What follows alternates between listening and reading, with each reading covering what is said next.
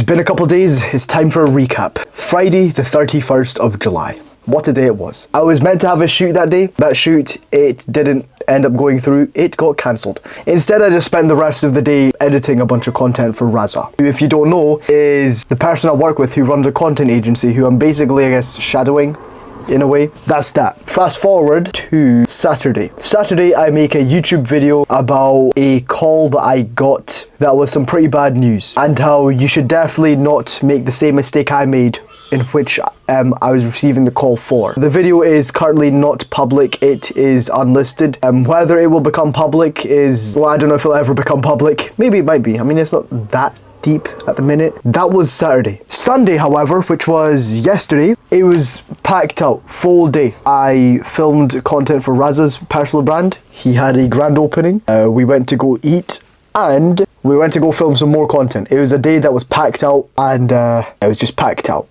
So that's the recap finished. That brings us on to today. Today, I spent today editing a YouTube video, but let me talk more specifically about what happened yesterday. So there we go. Fan. Actually, why am I wearing a hat inside? I'm not a flipping hippie. Yesterday, as I said, it was a very packed out day. I left the house at like 10 past 11.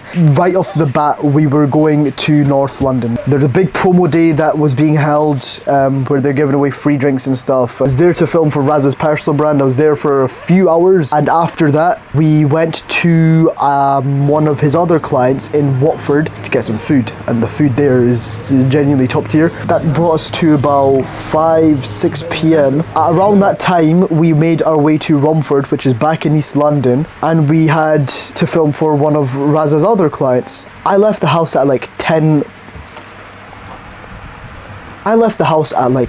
past 11, and I came back at 10 p.m. It was a long day. It was a very, very long day. I just think back to when I started working with Raza and Gomez. I made a video in the past saying I'm not working hard enough, and I basically talk about how I came along with them on one of these days where they're just going at it in a single day, and you know, at the end of the day we left, I think it was around 12. Well, I left the earliest because I just couldn't hack it in that moment. But yesterday when I was doing all this stuff, I didn't realize it in the moment, but looking back, I'm like, damn, I put in a shift that day. I worked, and I didn't complain about it, I just worked. Like, that's progress, man. That's progress.